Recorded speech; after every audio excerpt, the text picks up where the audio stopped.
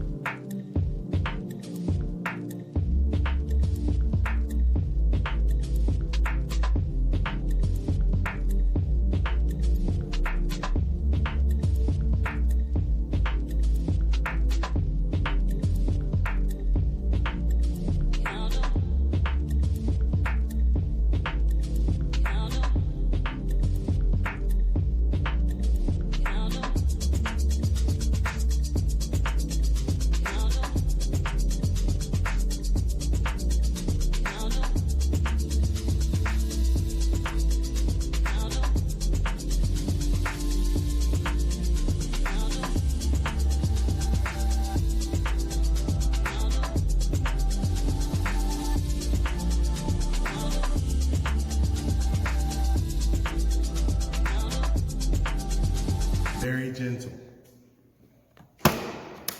Oop. Very gentle.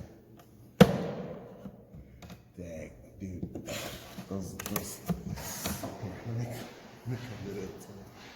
It's so bad. Oh, I'm being very gentle.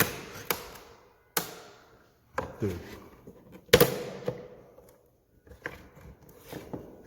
I wasn't lying. These things suck. 2000s plastics sucked for America and Japan.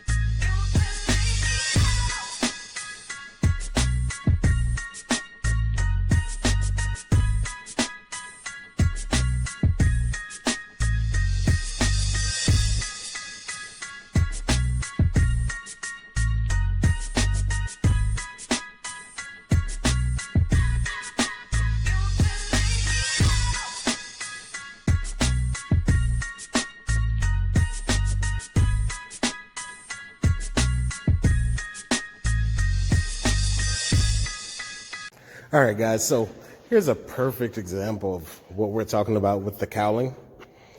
This right here is a piece of the cowling that got left on the car. This clip, if you can see it, that clip, and this that it goes in, way stronger than the plastic. That's why the cowling breaks. It is a stripped out screw. Always fun. So, we just gotta figure out how to get it out. And that's only because this has been replaced before. You can see that aftermarket. Yeah, the light's on it, but you can see the aftermarket part number. You can see some rust forming in there from a previous install, gone bad.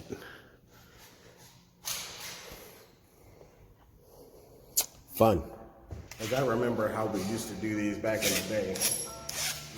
it's going to be a tight window. What you guys saw me was cutting off the molding because the molding actually has metal within it and it's hard to cut through, so I was getting that off. And right now I'm sharpening up my full knife. Hope it doesn't break, but we're gonna get back into it.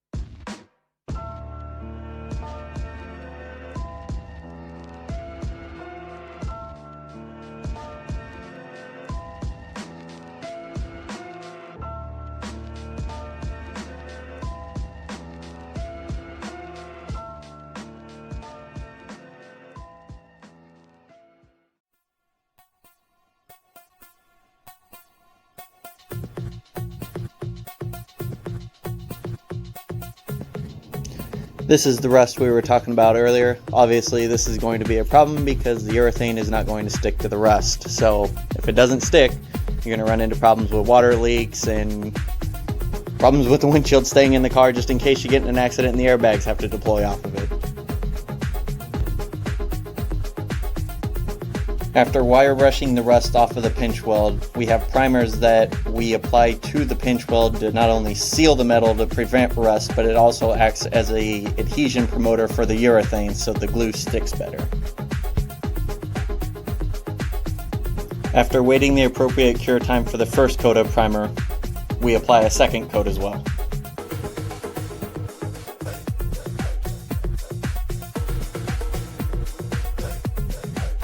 For this particular job, we decided that 3 coats of primer would be better than 2.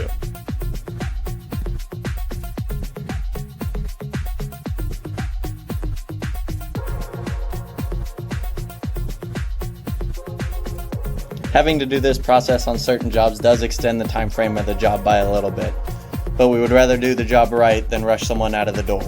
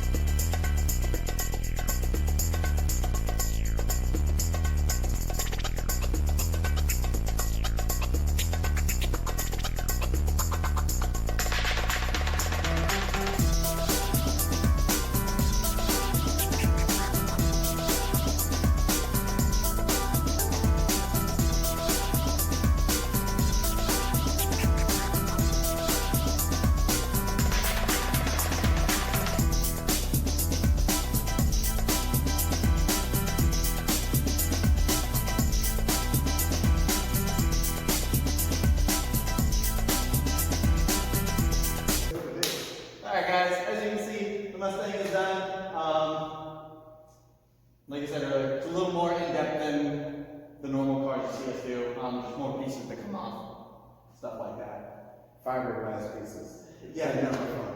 Yeah, that and old plastic. Between fiberglass and old plastic, you kind of asking for a problem. But other than that, it went really good. Blue shade going across the top again looked really good. Yeah, and it's cool girls still dancing on the inside. We're good to go. It's a Mustang. Yeah, that's how you do a Mustang. Crowd cover. Yeah. But if you guys can, like, comment, subscribe. Again, if you guys have any ideas, leave them down in the comments. But other than that, catch you guys on the next one. Thanks for watching. Take it easy.